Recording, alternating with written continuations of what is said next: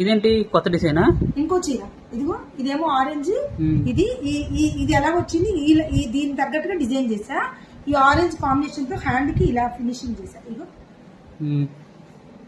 బాగుంది, డిఫరెంట్ గా చాలా బాగుంది కదా, చాలా బాగా వచ్చింది. ఇది కూడా చాలా అంటే చాలా బాగుంది.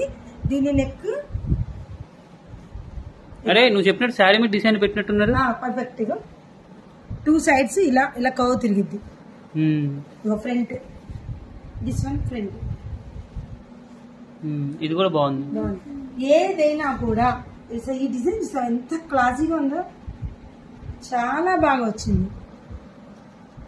అవును. సో వీళ్ళకి పాపం వాళ్ళకి నిజంగానే ఇవాళ మార్నింగ్ ఇస్తా ఉన్నాను.